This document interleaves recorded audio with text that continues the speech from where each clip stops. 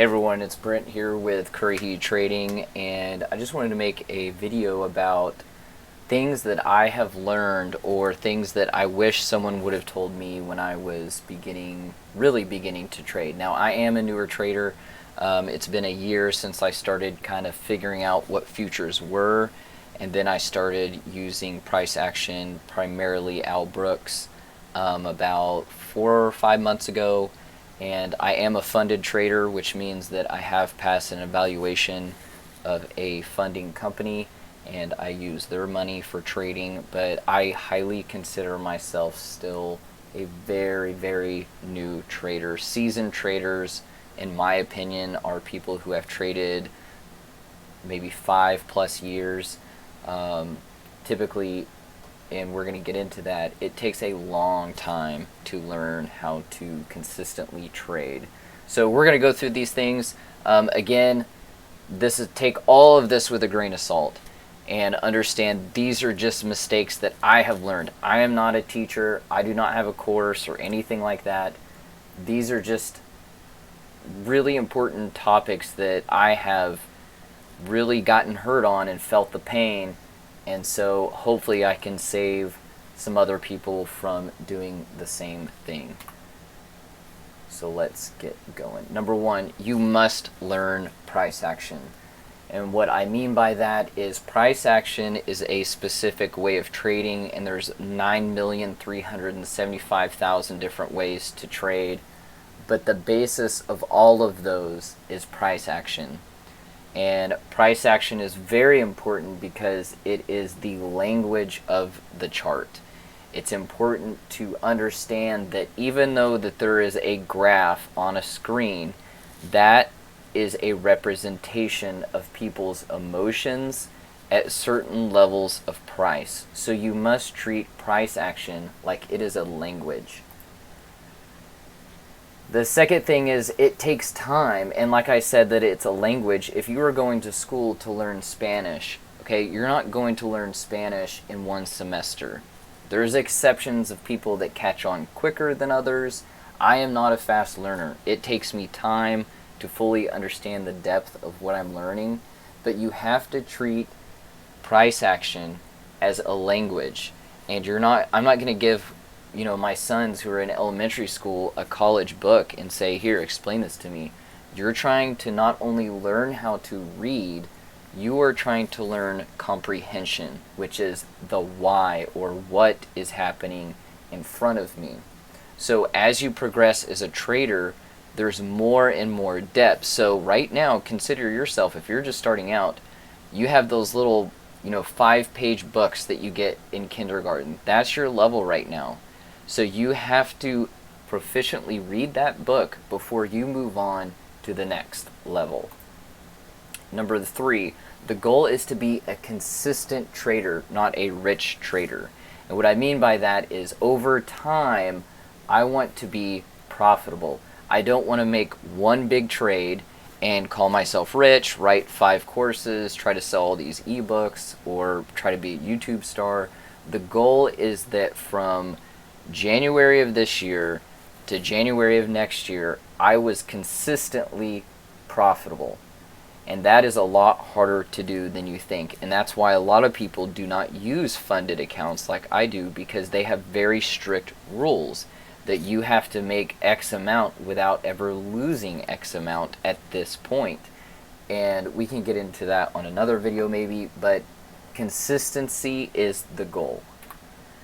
Be careful where you get your information. If you do one YouTube search on stocks or whatever you're trading, you're going to automatically have 10,000 ads on your Facebook or whatever about everyone who has the secret formula or whatever the case. It's very important that you pick one person who you believe is truly the way to go, do your research, and stick with that person. Because even Einstein, somebody asked him how many feet are in a mile, and he's like, I don't know, but someone else can know that, or whatever the case. And what he's saying is your brain is like a hard drive. You only have a certain amount of storage space. So don't fill it with a bunch of bullcrap from people who don't know what they're talking about. You only want to put in very good information in your brain. Stay the hell away from Discord, chat rooms, or call out rooms while trading. If you're a new trader, people are automatically going to try to get you to sign up for a Discord or a chat room, and you have to pay $100 a month and sacrifice 2 kids per month to be in this chat room. It's not important, because what will happen, best case scenario, is you rely more on what other people are saying rather than what you are learning is going on. And that's not learning to be a professional trader. The other problem with these Discord rooms, I don't use Discord at all during the day while I'm trading, is that you get too much influence. Just like I said previously, be careful where you get your information, because if I'm in a trade and I feel very confident it's going to do this or that or whatever the case, but I read Joe Schmo over here all of a sudden made a comment that said, oh, it's about to reverse or whatever the case, that automatically puts doubt in my mind, so my confidence gets chipped away. You cannot have anything influence you while you're trading. If you make a mistake and you trade by yourself, great. You know that you were the problem, not somebody else. Because I've been in that situation where I've been in a really good trade and I got out and I missed out on 10 to 20 points because I let my fear from what that person influenced on me affect my trading. Number 6, don't start out using indicators other than EMA. Indicators are probably the most overrated thing that I have seen other than courses, okay? If you're, and I don't want to get too much into this, if you're a beginner trader, indicators all use the same information, okay? There's only a certain amount of information, but the important thing is they're using information that has already happened. Price action is laying a map of what is most likely going to happen.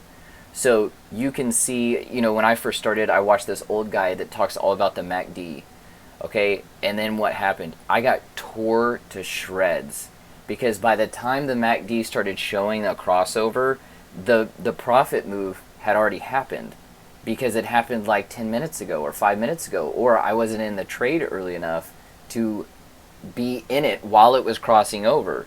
And then on top of that, specifically talking about the MACD, is that the MACD is only profitable if it's a trend day, and 80% of the days are not trend days. They're range days. So what's going to happen on a MACD is you'll see it constantly crossing back and forth, and you're going to get ate up and quit. So do not use an indicator other than an EMA. I don't care whatever one you use. You figure that out. But don't use any other indicators or listen to people who are not teaching you a foundation before using indicators. 7. As a price action trader, we do not predict. We only react. And this is the main reason why I left the Discord that I'm in. And it is a very popular one. And I blocked probably 10 people before I left because every single person would be like, it's going to go to 4,000. And then it ends up reversing. And I just want to message them and be like, how'd that work out for you, bud? Because that did not happen. So they're like trying to do these call outs or predictions. It doesn't matter what someone else says. Now, I'm not going to predict what's happening. I let the price action tell me what is most likely going to happen. If you start trying to predict, you're gambling, and you might as well close up shop or just go to the casino. We don't predict, we react. And understand that only a very, very small percentage of traders in the whole world, not including firms or whatever, are profitable. If you want to be a professional, number 8, if you want to be a professional, you have to train like a professional. You have to take this seriously. Okay, if you were learning to be an electrician, you show up for an amount of time during the day. You have someone who is teaching you for 2 years before you can go take your journeyman test or whatever the states ask for now. But you have to take it seriously. You need to have set times during the day that you are studying and be consistent. Go over charts. Have someone review your trades, whoever's helping you or whatever. Have someone go over your trades. Go back and look, because if you can't understand why a trade didn't happen, and there are situations where it just doesn't work out, that if you have a 60% probability trade of being profitable, there's still 40% chance it's not going to, and sometimes you're just SOL and it didn't work out and you move on to the next trade. But you have to take this seriously. You need to treat this like you are learning a new, like a trade, like you're becoming a plumber or a nurse. This is a skill, not a hobby.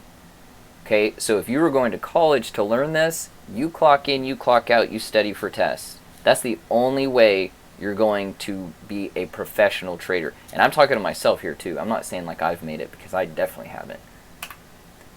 Number 9, train like you fight and fight like you train. This is a saying we used to have in the Army. And what I mean by this is people who simulation trade when they start out, they basically gamble. They're not following the rules. They're not following their stops or where they think it is. They just get in a trade and they're not making any progress.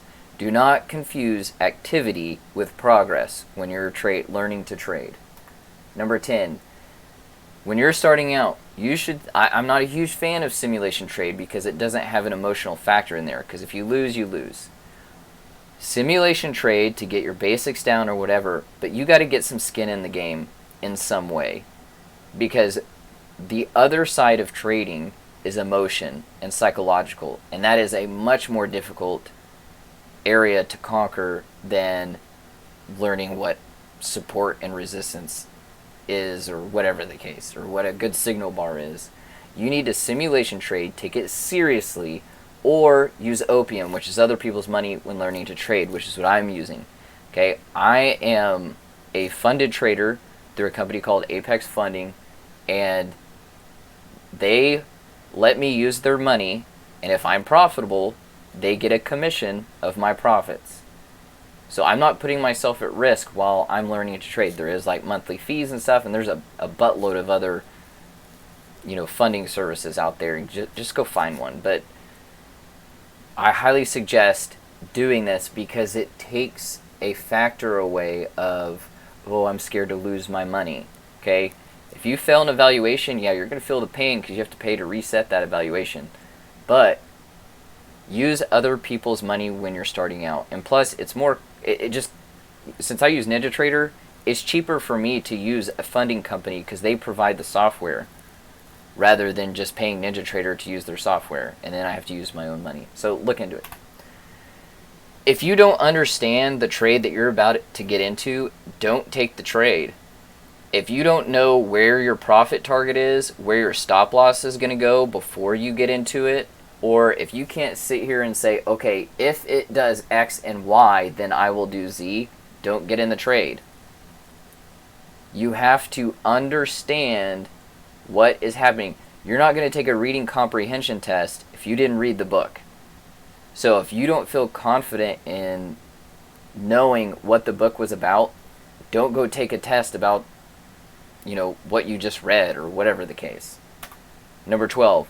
The goal is not to make money. The goal is to make good trades. And I know that sounds contradictory, but that is the mindset that you have to have. Because if your goal is to make good trades, you're not letting greed influence your trades. Your goal is to be profitable and consistently profitable, not to make money. Because if you get in a trade and you see it spike up 10 points right out the bat, or 10 cents, 10 pips, whatever you're doing, you're like, oh, well, it's already gone up this much, I might as well stay in it, even though it's one tick away from my target. So then you drag your target up higher, and then what happens? Oh, it was an exhaustion bar, now we're going the other way. Okay?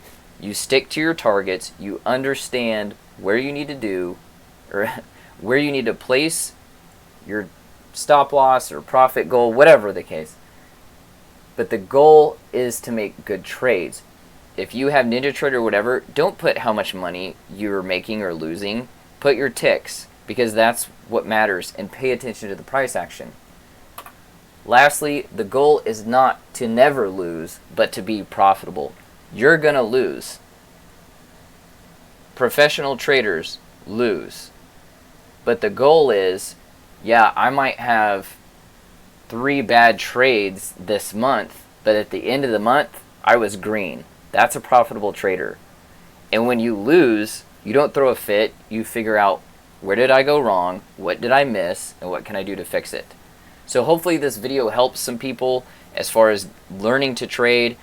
Please take it seriously, and please let me know what you think about this video. and hopefully it helps you guys out.